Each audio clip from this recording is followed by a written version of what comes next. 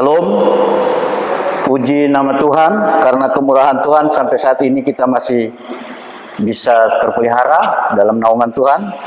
Dan Bapak Ibu jemaat yang berada mengikuti ibadah ini secara online di rumah, kita akan masuk ke ibadah kita dan kita akan menyanyikan pujian NKB 83, Nun di Bukit yang Jauh.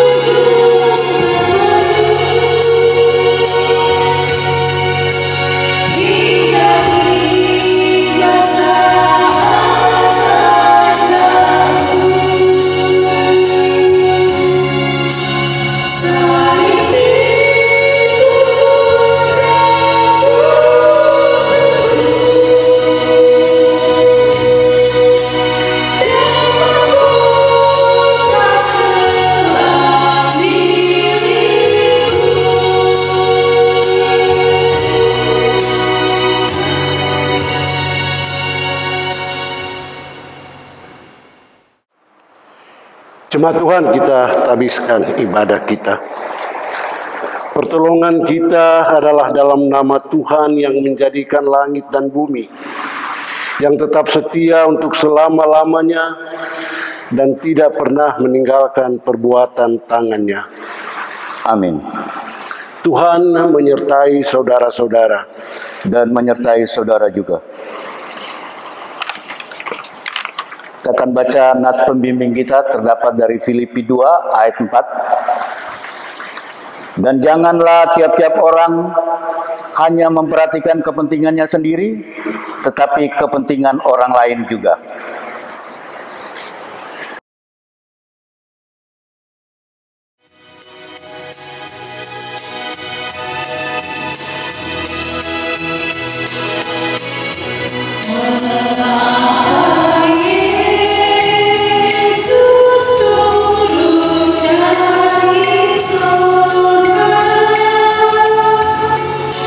Masuk dunia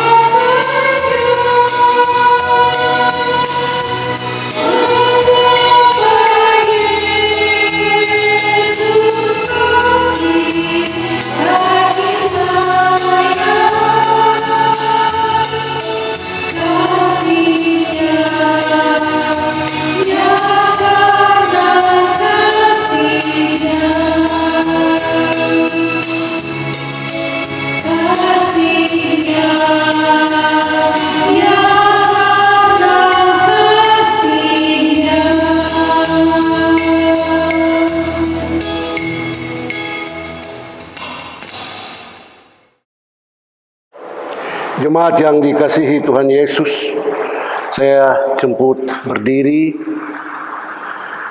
dan marilah kita merendahkan diri kita di hadapan Tuhan dan mengaku dosa kita kepadanya. Ya Tuhan, kami mengaku di hadapan-Mu segala kegagalan kami untuk hidup sebagai anak-anak-Mu. Singkirkanlah segala kejahatan dan beban yang telah kami letakkan atas hidup kami. Bersihkanlah kehidupan kami yang selama ini kami cemari dengan segala ketidakbenaran. Ya Tuhan, ampuni kehidupan kami yang selalu cenderung untuk mengingkari pengajaran kehidupan dan ajarlah kami secara baru apa arti untuk menjadi anak-Mu. Ya Tuhan Yesus, anak domba Allah yang telah menghapus dosa isi dunia, kasihanilah kami dan ampunilah dosa dan segala kedurhakaan kami. Amin. Jemaat Tuhan, inilah berita pengampunan dosa dan berita anugerah Allah. Aku hendak mengikat perjanjian abadi dengan kamu menurut kasih setia yang teguh yang kujanjikan kepada Daud. Sebab itu, sendengkanlah telingamu dan datanglah kepadaku.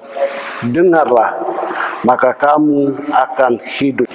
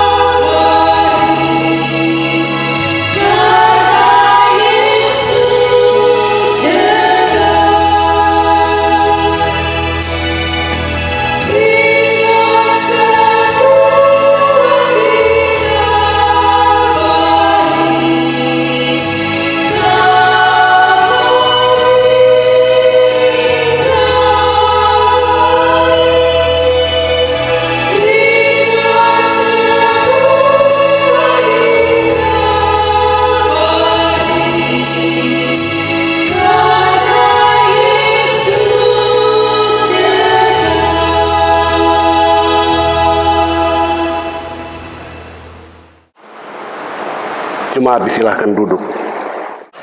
Jemaat yang dikasihi Tuhan, pada minggu keempat kita menghayati sengsara Tuhan kita Yesus Kristus. Marilah kita menapak tilas jalan derita yang pernah ditapaki oleh Tuhan kita dengan secara bersama-sama membaca Injil Markus pasal 11. Injil Markus pasal 11 ayat yang pertama hingga ke-11. Yesus dieluk-elukan di Yerusalem. Ketika Yesus dan murid-muridnya telah dekat Yerusalem, dekat Betfage dan Betania yang terletak di Bukit Zaitun, Yesus menyuruh 2 orang muridnya dengan pesan, "Pergilah ke kampung di depanmu itu, Pada waktu kamu masuk di situ, kamu akan segera menemukan seekor keledai muda tertambat yang belum pernah ditunggangi orang. Lepaskanlah keledai itu dan bawalah kemari. Dan jika ada orang mengatakan kepadamu, mengapa kamu lakukan itu? Jawablah, Tuhan memerlukannya. Ia akan segera mengembalikannya ke sini. Mereka pun pergi dan menemukan seekor keledai muda yang tertambat di depan pintu di luar, di pinggir jalan, lalu melepaskannya. Dan beberapa orang yang ada di situ berkata kepada mereka, apa maksud kamu melepaskan keledai itu? Lalu mereka menjawab seperti yang sudah dikatakan Yesus. Maka orang-orang itu membiarkan mereka. Lalu mereka membawa keledai itu kepada Yesus dan mengelasinya dengan pakaian mereka. Kemudian Yesus naik ke atasnya. Banyak orang yang memamparkan pakaian di jalan, ada pula yang menyebarkan ranting-ranting hijau yang mereka ambil dari ladang. Orang-orang yang berjalan di depan dan mereka mengikuti dari belakang berseru, Hosana, diberkatilah dia yang datang dalam nama Tuhan. Diberkatilah kerajaan yang datang, kerajaan Bapa kita, Daud. Hosana di tempat yang maha tinggi.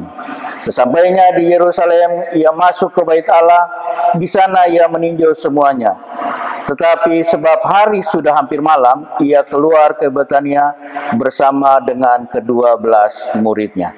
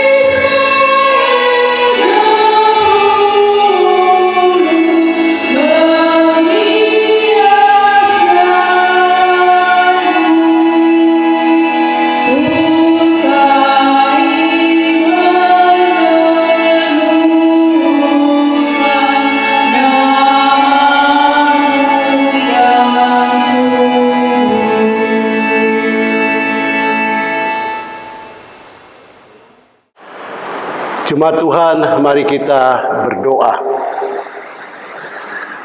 Bapa Surgawi, oleh kemurahan-Mu, kami mohon kiranya Engkau berkenan atas isi hati kami yang syarat dengan rasa syukur, karena Engkau kami yakini dan kami rasakan setia memelihara hidup kami semua sampai sejauh ini. Sekalipun di sekitar kami ada ancaman bagi keamanan dan kenyamanan kami, namun di dalam dan bersama-sama dengan Tuhan, kami semua merasa terpelihara. Kami boleh beraktivitas, kami boleh menjalani hari-hari hidup kami dalam batas-batas tertentu sesuai dengan protokol kesehatan yang sudah ditetapkan oleh pemerintah bangsa kami.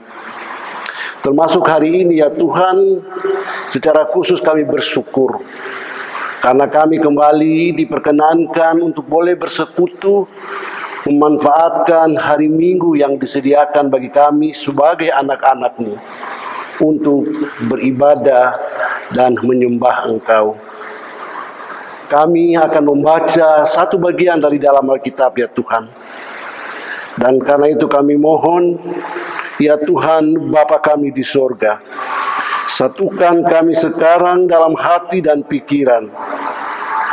Bukakanlah telinga dan hati kami, dan bersabdalah. Arahkanlah kami kepada maksud-Mu yang suci, dan kuatkanlah kami oleh Roh-Mu yang kudus, supaya kami hidup menurut firman-Mu. Amin. Amin. Saudara-saudaraku, mari kita membuka Alkitab kita. Pagi ini di minggu pertama bulan Maret, tapi sudah merupakan minggu keempat masa sengsara untuk tahun 2021 ini.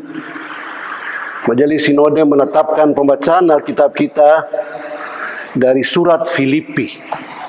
Filipi pasal 2 ayat 1 sampai 11. Sekali lagi surat Filipi pasal 2 ayat 1 sampai 14. Saya membacanya untuk kita semua. Judul yang diberikan untuk perikop ini adalah nasihat supaya bersatu dan merendahkan diri seperti Kristus. Jadi, karena dalam Kristus ada nasihat, ada penghiburan kasih, ada persekutuan roh, ada kasih mesra dan belas kasihan. Karena itu sempurnakanlah sukacitaku dengan ini. Hendaklah kamu sehati sepikir dalam satu kasih, satu jiwa, satu tujuan, dengan tidak mencari kepentingan sendiri atau puji-pujian yang sia-sia. Sebaliknya, hendaklah dengan rendah hati yang seorang menganggap yang lain lebih utama daripada dirinya sendiri. Dan janganlah tiap-tiap orang hanya mementingkan kepentingannya sendiri, tetapi kepentingan orang lain juga. Hendaklah kamu dalam hidupmu bersama menaruh pikiran dan perasaan yang terdapat juga dalam Kristus Yesus, yang walaupun dalam rupa Allah, tidak menganggap kesetaraan dengan Allah itu sebagai milik yang harus dipertahankan, melainkan telah mengosongkan dirinya sendiri dan mengambil rupa seorang hamba dan menjadi sama dengan manusia. Dan dalam keadaan sebagai manusia, ia telah merendahkan dirinya dan taat sampai mati, bahkan sampai mati di kayu salib. Itulah sebabnya Allah sangat meninggikan dia dan mengaruniakan kepadanya nama di atas segala nama, supaya dalam nama Yesus bertekuk lutut segala yang ada di langit di atas dan yang ada di atas bumi dan yang ada di bawah bumi, dan segala lidah mengaku Yesus Kristus adalah Tuhan, bagi kemuliaan Allah Bapa. Jemaat yang dikasihi oleh Tuhan, demikian pembacaan Alkitab kita bersama pagi ini. Dan yang disebut berbahagia ialah setiap orang yang mendengar firman Allah dan yang menghayatinya senantiasa. Hosiana.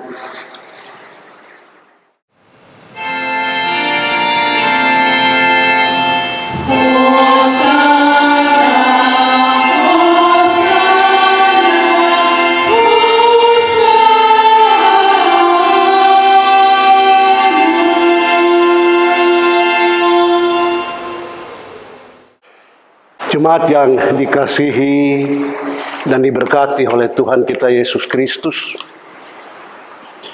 minggu-minggu sengsara secara tetap ada dalam kalender tahunan gerejawi setiap gereja.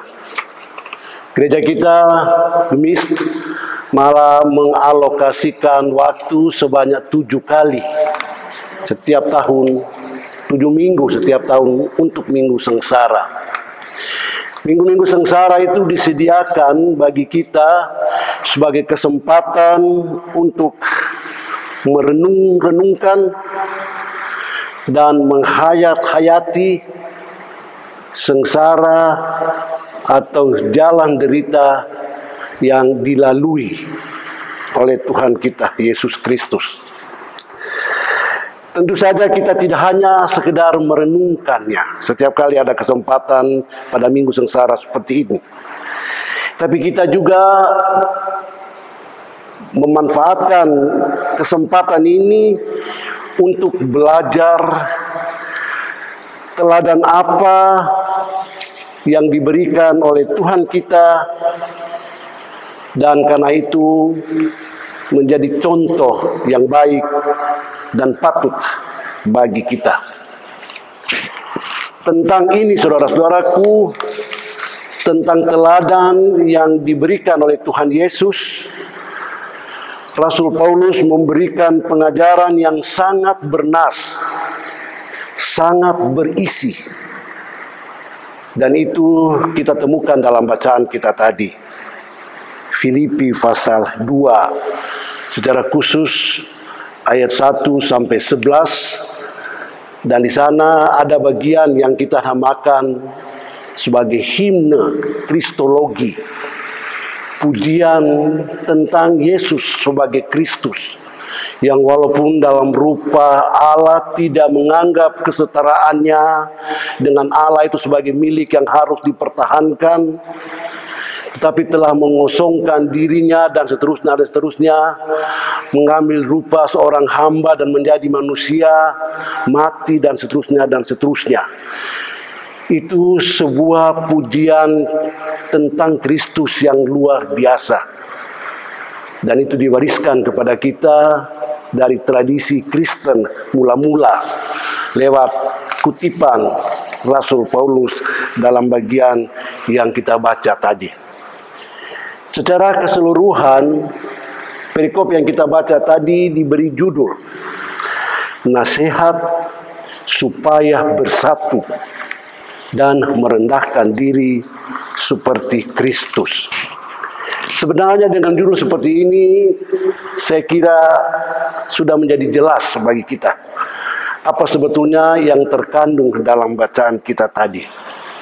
Tapi mari saudara-saudaraku kita melihat secara sekilas, siapa tahu dari sana ada pelajaran-pelajaran lain yang boleh kita petik. Saudaraku, pada masa itu, pada masa Paulus hidup, katakanlah seperti itu, kita dapat mengatakan bahwa Filipi yang menjadi alamat, jemaat di Filipi yang menjadi alamat surat ini, Filipi itu sendiri adalah kota metropolitan. Kalau kita mau bandingkan dengan kehidupan modern ini, barangkali setara dengan Jakarta. Jakarta juga disebut sebagai kota metropolitan, dan ketika itu didampingi oleh Bodetabek ya, menjadi megapolitan. Dan jemaat Kristen yang menjadi alamat surat Filipi berada di kota Filipi yang metropolitan itu. Anggota-anggotanya tentu saja bervariasi. Mereka berasal dari bermacam-macam latar belakang dan dari berbagai-bagai sikap dan cara hidup. Kita boleh melihat bagaimana cara hidup dan latar belakang orang-orang yang ada di Jabodetabek ini. Tapi secara khusus untuk jemaat di Filipi ini, kita bisa menemukan gambaran umum yang singkat tentang bagaimana keberadaan anggota-anggota jemaatnya. Dalam kitab Kisah Para Rasul pasal 16 misalnya, ditemukan gambaran tentang orang-orang Kristen di Filipi ini. Dalam ayat 14 misalnya disebutkan tentang nama perempuan Lydia. Dia adalah penjual kain.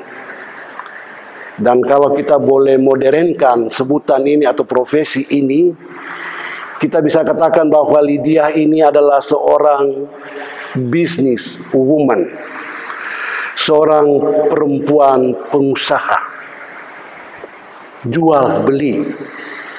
Bisa jadi juga dia adalah produsen dari bisnis ini, kain itu. Dia adalah bagian dari anggota jemaat itu, seorang perempuan pengusaha. Sedangkan dalam ayat 16 dan 17 dari Kisah Para Rasul 16 ini juga disebutkan tentang seorang perempuan hamba yang katanya dia punya semacam keahlian sihir yang bisa menyihir siapa saja untuk meraup keuntungan sebanyak mungkin. Dan orang dengan tipe, kalau kita boleh katakan profesi seperti itu juga merupakan bagian dari jemaat ini. Dan dalam ayat 25 sampai 31 memang Kisah Rasul pasal 16 ini bicara khusus tentang Paulus di Filipi. Dalam ayat 25 sampai 31 juga dihadirkan tentang sosok tentara yang menjaga Paulus, menjaga Rasul ketika berada di penjara. Dan terjadi peristiwa di mana ada gempa bumi dan tawanan itu terlepas ikatan belenggu mereka. Lalu sang tentara itu menanyakan apa yang harus dilakukannya, dan sepertinya dia juga merupakan bagian dari warga jemaat. Tentu saja dia bukan orang Yahudi, dia adalah seorang Romawi. Dan sebagai seorang Romawi, pasti latar belakangnya juga berbeda dari orang-orang Yahudi. Saudaraku, ini hanyalah sebuah contoh kecil tentang betapa bervariasinya warga jemaat yang ada di metropolitan Filipi ini. Dan saudaraku, keragaman, kepelbagaian adalah ciri komunitas metropolitan, termasuk tentu saja komunitas Kristen. Nah, dengan keberagaman anggota seperti ini, maka persatuan dan kesatuan menjadi sesuatu yang tidak mudah untuk dipertahankan. Bila sebuah komunitas itu berbeda, bervariasi, maka kesatuan dan persatuan adalah sesuatu yang harus diperjuangkan. Diperlukan kerja keras dan upaya serius untuk bisa menjaga agar persatuan dan kesatuan dalam komunitas itu bisa tetap terpelihara. Saudaraku, dalam skala besar kita tahu bahwa negara kita Indonesia ini harus bekerja keras, ekstra keras malah, untuk mempertahankan supaya NKRI ini tetap ada. Sebab sebagaimana kita tahu, negara kita ini sangat beragam. Potensi terjadinya gesekan-gesekan yang bisa pada ujungnya membuat perpecahan sangat besar. Apalagi kalau potensi-potensi itu dibiarkan berkembang liar dan diberi ruang untuk bergerak, maka peluang untuk bubar sangat besar. Saudaraku, kehancuran akan hancurnya sebuah kesatuan seperti ini bisa juga kita kenakan untuk sebuah komunitas yang berskala kecil. Kalau sebuah negara itu kita katakan sebuah komunitas berskala besar, maka kita juga bisa bicara misalnya tentang jemaat, tentang gereja sebagai sebuah komunitas berskala kecil. Diperlukan hikmat khusus untuk bisa menangani dan memelihara kehidupan bersama-sama dalam kerangka kesatuan dan persatuan jemaat. Bila kita memberikan ruang yang sangat luas untuk membiarkan keragaman ini berkembang liar, maka sulit bagi kita untuk membayangkan mungkinkah sebuah persekutuan itu akan tetap terpelihara.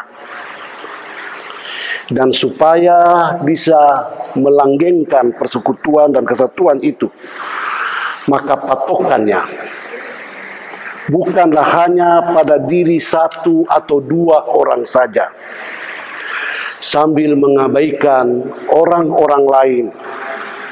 Sebab kalau hanya satu orang yang menjadi patokan, kalau hanya satu orang yang selalu menjadi ukuran dan mengabaikan kehadiran orang-orang lain di dalamnya, maka potensi gesekan yang berujung pada perpecahan akan mendapat ruang yang sangat luas untuk bekerja.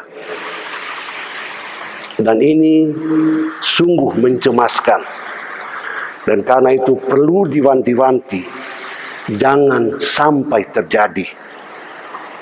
Pinjam falsafah orang Sunda, amit-amit deh, jabang bayi. Jangan sampai terjadi.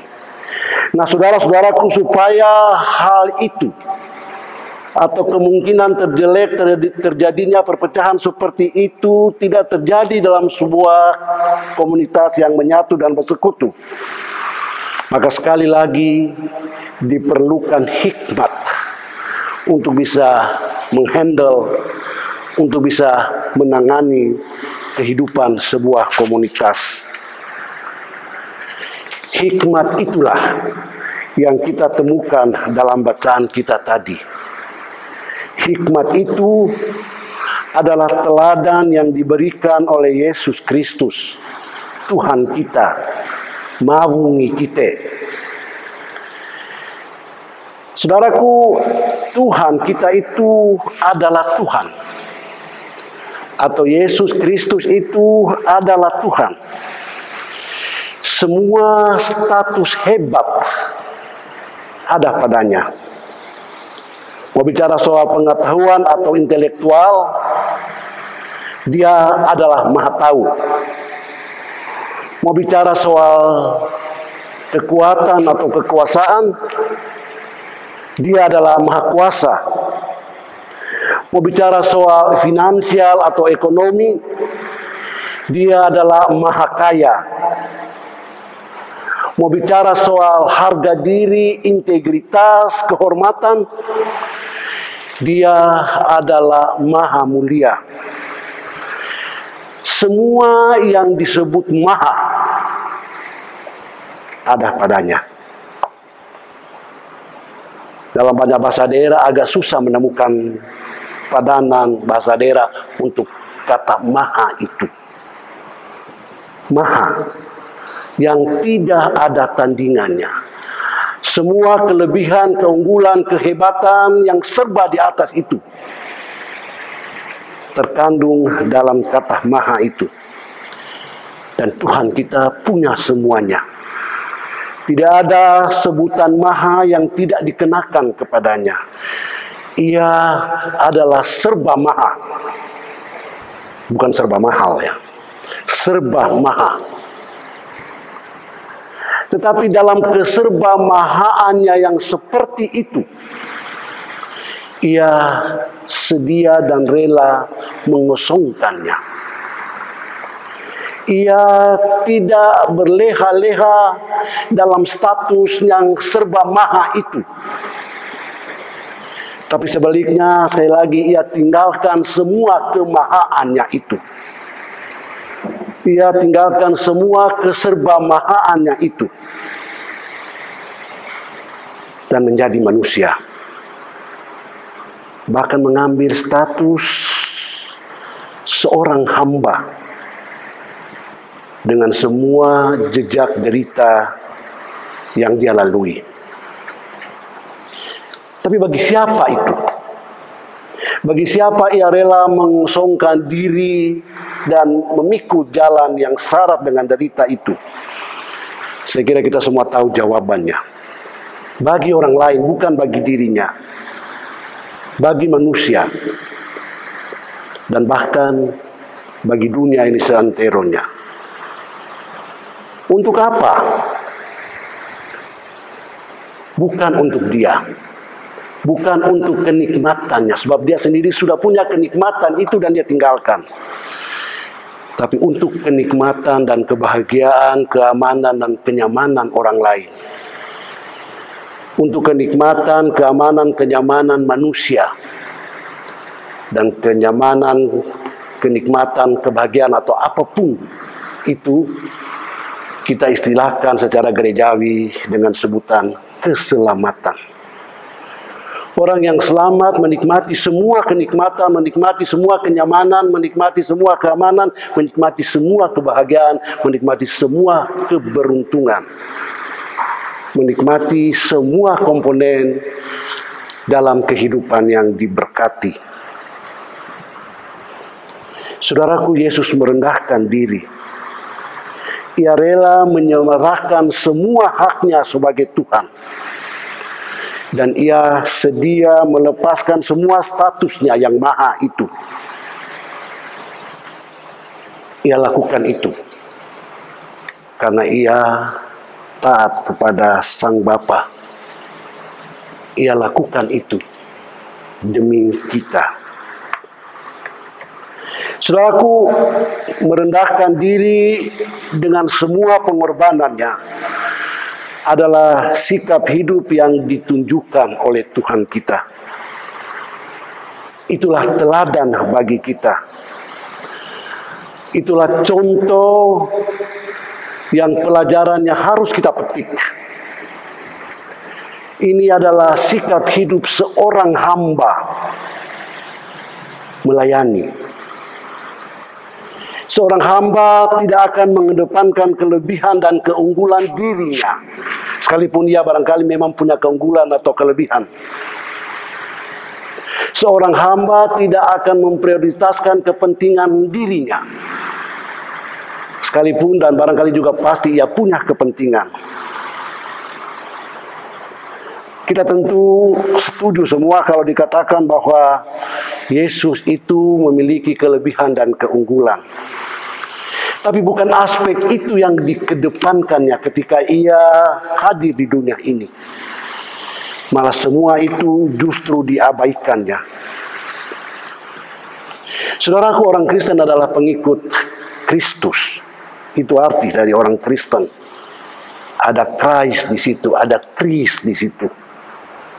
Dan jemaat Kristen adalah komunitas yang anggota-anggotanya adalah pengikut Kristus. Dalam komunitas itu ada pendeta,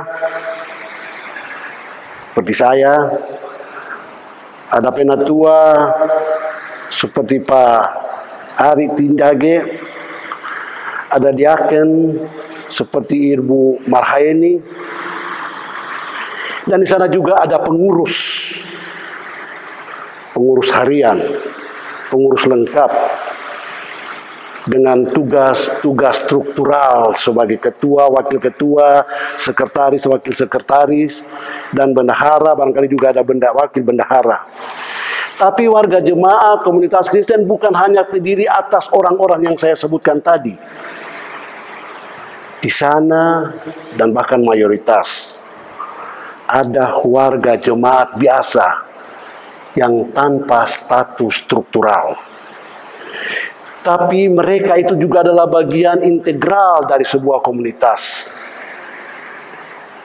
Siapapun kita, apapun kita, bagaimanapun kita semua adalah pengikut Kristus. Pengikut Kristus dalam satu jemaat bukan hanya dia diwakili oleh satu orang, dan memang pengikut itu tidak bisa diwakilkan hanya kepada satu orang. Dan karena itu sebagai pengikut Kristus kita semua patut bahkan harus memiliki sikap hidup seorang hamba. Seluruh keberadaan seorang hamba adalah untuk melayani orang lain. Kalau tidak untuk melayani, dia bukan hamba. Seorang hamba akan lebih mengedepankan kepentingan orang lain dan bukan kepentingannya sendiri. Seorang hamba tidak akan dengan begitu saja mengabaikan kepentingan orang lain. Seorang hamba tidak akan dengan begitu saja melihat kepentingan orang lain sebagai bagian yang tidak penting dalam kehidupan kebersamaan. seorang hamba selalu mengedepankan aspek supaya orang lain terlayani. Ini juga digarisbawahi oleh Rasul Paulus dalam ayat 4 yang dibaca sebagai nas pembimbing tadi. Janganlah tiap-tiap orang hanya memperhatikan kepentingannya sendiri, tetapi kepentingan orang lain juga. Kalau tiap-tiap orang hanya mementingkan kepentingan dirinya sendiri, maka tempat orang itu bukan di dalam jemaat. Sebab di dalam jemaat, setiap orang harus memperhatikan kepentingan orang lain. Sekalipun orang itu barangkali merasanya dirinya jauh lebih unggul dalam hal apapun, sekalipun barangkali orang itu merasa dirinya punya kelebihan dalam hal apapun, tapi itu sama sekali tidak bisa dipakai sebagai alasan untuk mengabaikan kepentingan orang lain. Saudaraku, pada minggu keempat sengsara Tuhan kita Yesus Kristus ini, inilah pelajaran berharga bagi kita untuk kita petik. Tidak mementingkan atau tidak mengedepankan kepentingan diri sendiri, tapi kepentingan orang lain juga. Dan di dalam gereja, di dalam jemaat, ada banyak sekali orang lain yang ada di sekitar kita. Mereka hadir di sekitar kita untuk diperhatikan kepentingannya. Dan itulah maksudnya jemaat itu ada. Kalau semua orang menganggap dirinya tidak perlu memperhatikan kepentingan orang lain, mungkin dalam sejarah tidak perlu dan tidak pernah ada jemaat. Jemaat ada karena ada orang yang harus dilayani. Dan karena itu jemaat mempercayakan kepada orang-orang tertentu dalam jemaat itu untuk menjadi pelayan. Saudaraku, kekasih-kekasih Tuhan kita Yesus Kristus, dalam kehidupan bersama, seperti di Filipi, ada kepelbagaian. Dan sekali lagi, kalau kepelbagaian itu dibiarkan berkembang sendiri-sendiri, dibiarkan berkembang liar, maka sulit bagi kita untuk bisa memastikan dan menjamin bahwa kesatuan dan persatuan akan langgeng. Tapi bila kita menutup serapat-rapatnya sisi ini, sisi pementingan diri sendiri dan mengabaikan kepentingan orang lain, bila itu kita tutup serapat-rapatnya dan tidak kita buka peluang selebar-lebarnya untuk itu berkembang, saya mengajak kita untuk optimis bahwa kesatuan dan persatuan jemaat kita akan bisa langgeng dalam penyertaan dan pertolongan Tuhan. Karena itu saudara-saudaraku, untuk menjaga dan memelihara kesatuan dan persatuan jemaat kita, mari kita semua tanpa kecuali selalu meminta hikmat dari Tuhan supaya kita diberi hati dan diberi sikap hidup sebagai seorang hamba, sama seperti Tuhan yang kita layani telah mengambil hati dan memperlihatkan sikap hidup seorang hamba. Tuhan menyertai kita. Amin. Puji dan syukur kepada Tuhan sebagai kita menikmati kemurahan Tuhan dengan mengucap syukur semua yang terjadi Tuhan berikan pada kami, pada kita semua. Dan saat ini kita akan memberi persembahan untuk kemuliaan nama Tuhan. Kita akan menyanyi NKB 199 ayat yang pertama.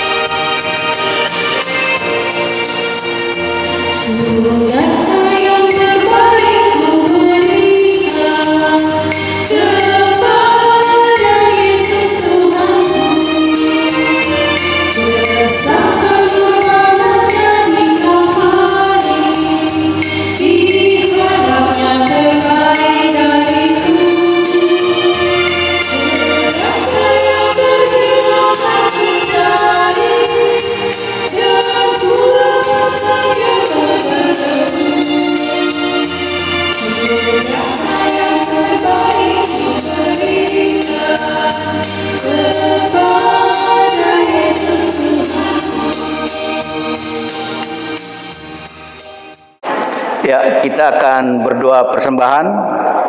Diinformasikan kepada jemaat bahwa sesudah doa persembahan, jemaat diminta tetap berdiri. Mari kita berdoa.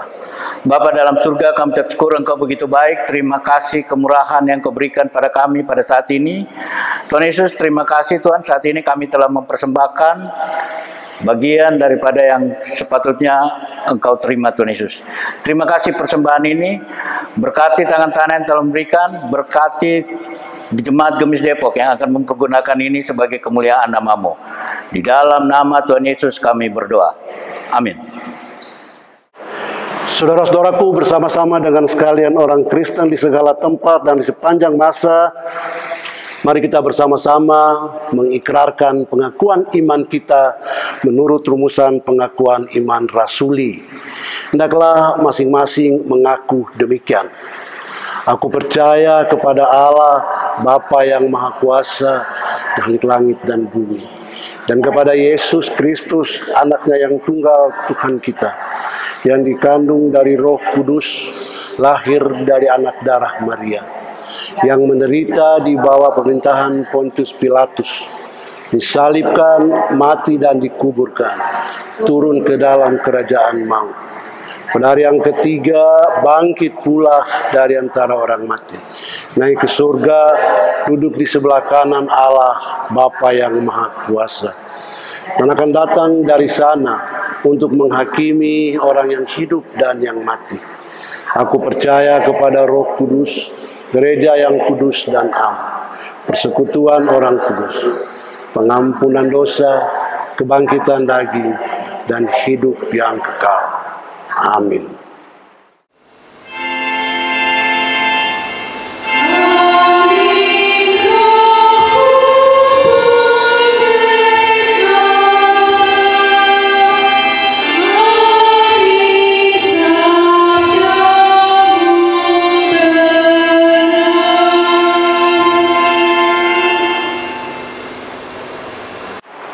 Jemaat, silahkan duduk kembali.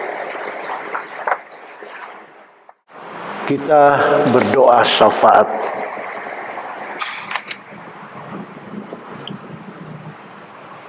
Bapa Surgawi, dalam Yesus Kristus Tuhan dan Juru Selamat kami, dalam namanya kami datang dan menghampiri hadirat-Mu yang kudus. Kami membawa sederet permintaan khusus kami kepada-Mu Tuhan. Dalam situasi global, nasional, yang masih dibayangi oleh kecemasan tertularnya setiap orang dari virus yang menakutkan, kami datang kepadamu ya Tuhan, memohon kiranya kami semua oleh pertolongan Tuhan akan mampu memelihara diri. Dan karena itu, biarlah kami dengan penuh kesadaran menjalani hari-hari hidup kami dengan mengikuti protokol kesehatan.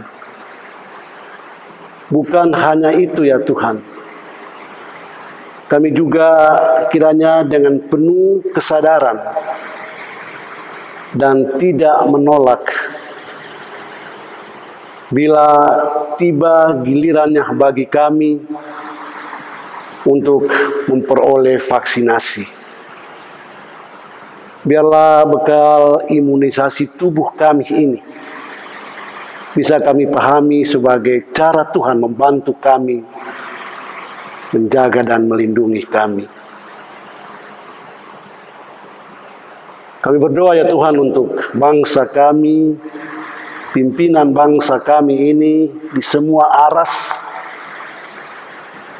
Kiranya giat mereka yang begitu gigih untuk melakukan yang terbaik supaya segenap masyarakat bangsa ini terlindung, akan diberkati oleh Tuhan. Dan semua orang yang karenanya telah menjadi korban Tuhan juga catat sebagai orang-orang yang telah berbuat baik bagi bangsa, bagi sesama. Keluarga-keluarga yang barangkali masih saja diselimuti oleh rasa duka mendalam karena harus ditinggalkan oleh orang-orang yang mereka kasihi, juga diberi kekuatan. Kami berdoa ya Tuhan, kiranya pelaksanaan vaksinasi yang sekarang ini digalakkan akan berlangsung dengan baik.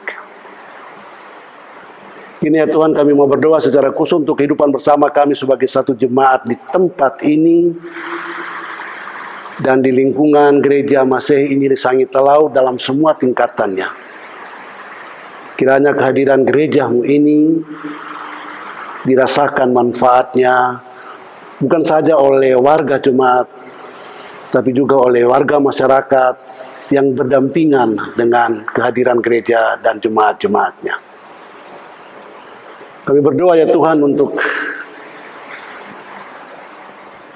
jemaat kami secara khusus Gemis Depok ini dengan semua programnya yang barangkali banyak yang terkendala oleh karena situasi tidak memungkinkan bagi kami untuk bergerak leluasa.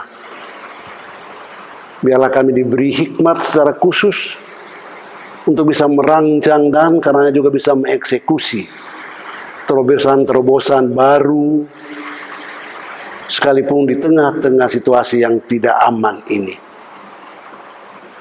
Kami menyerahkan ke dalam tangan-Mu ya Tuhan, hamba-hamba-Mu yang dipercayakan dengan tugas-tugas khusus di jemaat ini. Terus perlengkapi mereka dengan sukacita, dengan semangat, dengan kesehatan, dengan kekuatan yang bisa terus mendukung mereka untuk selalu hadir sebagai hamba-hamba-Mu di tengah-tengah jemaat ini. Kerinduan kami adalah ya Tuhan, kami tetap bisa menjaga keutuhan kami ini. Karena untuk itulah kami hadir di sini, di kota Depok ini. Bapa di surga, kami mau berdoa secara khusus untuk saudara-saudara kami yang barangkali kesehatannya sedang terganggu dan karena itu memerlukan perawatan. Baik anggota jemaat Gemis Depok maupun saudara-saudara kami yang terhubung dengan keluarga-keluarga di jemaat ini, tapi mereka berdomisili di tempat yang terpisah. Kiranya gangguan kesehatan yang sedang mereka alami boleh segera hilang dan kondisi kesehatan mereka akan semakin membaik oleh pertolongan Tuhan dan oleh berkat Tuhan yang selalu menyertai setiap usaha penyembuhan dan pemulihan. Barangkali juga di tengah-tengah kehidupan berjemaah di sini yang sedang bergumul untuk alasan apapun itu. Bergumul karena kondisi kehidupan ekonomi keluarga, bergumul karena kehidupan rumah tangga, suami istri, orang tua anak yang sepertinya tidak harmonis, bergumul karena belum menemukan lapangan kerja kembali, bergumul karena beban belajar yang tidak ringan, dan pergumulan-pergumulan lainnya. Kami bawa semua pergumulan itu ya Tuhan. Kiranya Tuhan berkenan menilik satu demi satu, agar mereka boleh menemukan jalan keluar di dalam dan bersama-sama dengan Tuhan. Saudara-saudara kami yang sedang berada di usia lanjut, yang barangkali juga karena usia yang semakin lanjut ini, dan situasi di lingkungan yang tidak mendukung untuk bisa beraktivitas dengan leluasa, sehingga membuat mereka seperti merasa suntuk di rumah. Untuk mereka kami berdoa ya Tuhan, kiranya mereka menemukan sahabat dari anggota-anggota keluarga yang berada di dekat mereka, dan terutama lewat kehadiran Tuhan yang selalu dengan penuh kasih sayang menjamah dan memberkati mereka semua. Bersama-sama ya Tuhan, sebagai satu jemaat kami terus-menerus berdoa Kiranya harapan dan kerinduan kami untuk bisa memiliki lahan tanah yang ada di depan gedung gereja ini boleh menjadi kenyataan. Gerakkanlah hati kami ya Tuhan, untuk bisa melakukan sesuatu demi terrealisasikannya dambaan bersama ini. Dan sekarang ya Tuhan, kami mau mengungkap rasa syukur kami secara khusus untuk saudara-saudara kami yang berhari ulang tahun sepanjang minggu ini. Siapapun mereka, kiranya Tuhan memberkati mereka masing-masing dan keluarga mereka masing-masing pula. Secara khusus kami mau menaikkan syukur kami untuk anak Eren Sirius Kalangit yang pada tanggal 3 Maret nanti akan bertambah usia 1 tahun lagi. Juga untuk anak Maudi Darungo yang juga akan bertambah usia 1 tahun lagi pada tanggal 5 Maret yang akan datang. Berkatilah kedua anak ini dan saudara-saudara kami yang lain yang tidak kami sebutkan namanya.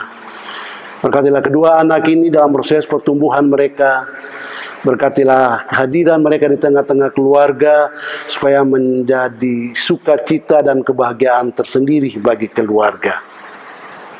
Bapa, berkenanlah sekarang atas doa yang hendak kami ucapkan bersama-sama seperti yang Tuhan sendiri telah ajarkan.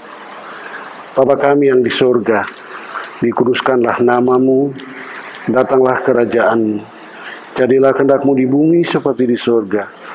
Berikanlah kami pada hari ini makanan kami yang secukupnya, dan ampunilah kami akan kesalahan kami, seperti kami juga mengampuni orang yang bersalah kepada kami. Janganlah membawa kami ke dalam pencobaan, tetapi lepaskanlah kami dari yang jahat. Karena Engkau-lah yang mempunyai kerajaan, kuasa, dan kemuliaan sampai selama-lamanya. Amin.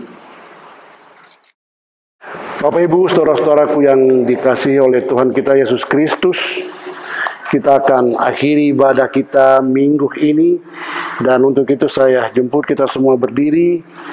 Lagu penutup kita adalah dari Kidung pelengkap Kidung Jemaat nomor 179, baitnya yang pertama dan yang kedua.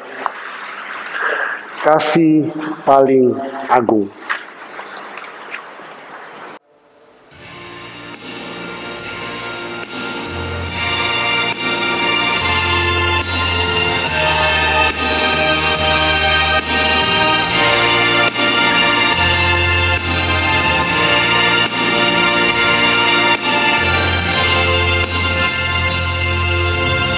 Kasih paling agung.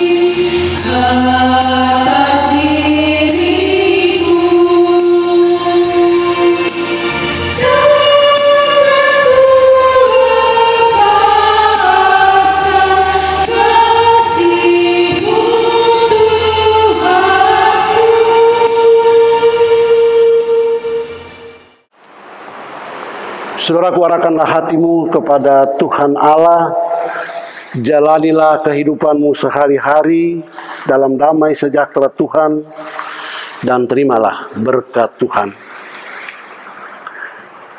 Anugerah Tuhan kita Yesus Kristus, kasih Allah Bapa, dan persekutuan dengan Roh Kudus menyertai kamu sekalian. Amin.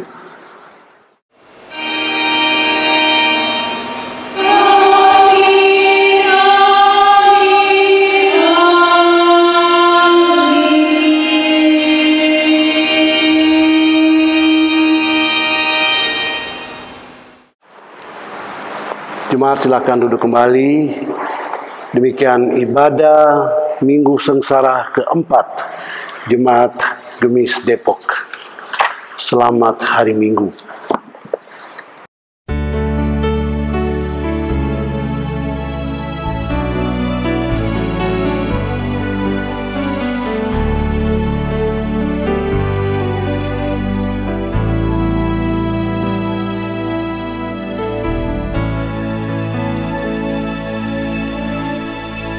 Jalanmu tak terselami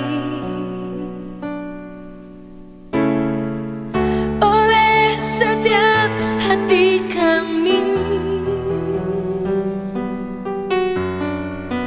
namun satu hal ku percaya,